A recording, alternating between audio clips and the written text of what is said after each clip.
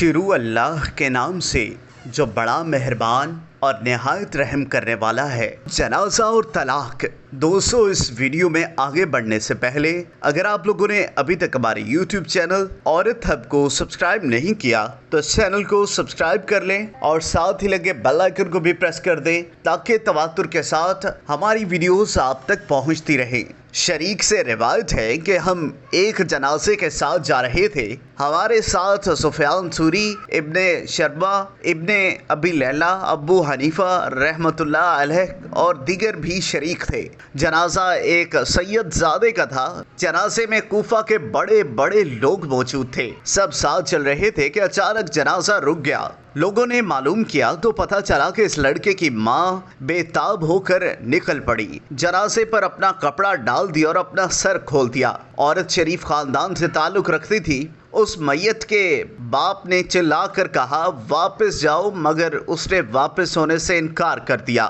باپ نے قسم کھا لی کہ لوٹ جاؤ ورنہ تجھے طلاق، جبکہ ماں نے بھی قسم کھا لی کہ اگر میں نماز جنازہ سے پہلے لوٹوں تو میرے سارے غلام آزاد۔ غرض لوگ ایک دوسرے کے ساتھ مشغول کلام ہو گئے۔ اب کیا ہوا کوئی جواب دینے والا نہیں تھا۔ میت کے باپ نے امام ابو حنیفہ کو آواز دی کہ میری مدد کرو۔ امام صاحب رحمۃ اللہ علیہ نے فرمایا میت کا سریر رکھو، چنانچہ رکھ دیا۔ امام صاحب نے باپ کو حکم دیا کہ نماز جنازہ پڑھاؤ۔ جو لوگ آگے نکل گئے تھے واپس ہوئے، باپ کے پیچھے صف لگی، نماز جنازہ پڑھی گئی۔ امام صاحب نے فرمایا قبر کی طرف لے جاؤ اور اس کی ماں سے کہا کہ اب تم گھر چلی جاؤ۔ قسم پوری ہو گئی اور باپ سے کہا تمہاری بھی قسم پوری ہو گئی، تم بھی گھر جاؤ۔ اس پر ابن شربہ رحمۃ اللہ علیہ کہنے لگے کہ عورتیں آپ جیسا پیدا کرنے سے عاجز ہیں۔ عالمی نکات بیان کرنے میں آپ کو نہ کوئی مشقت ہوتی ہے اور نہ پریشانی۔ دوستو، اگر آپ کو یہ ویڈیو پسند آئی ہو تو اس ویڈیو کو لائک کریں، کمنٹ کریں اور ہاں جاتے جاتے ہمارے یوٹیوب چینل عورت ہب کو لائک سبسکرائب کرنا مت بھولیے گا۔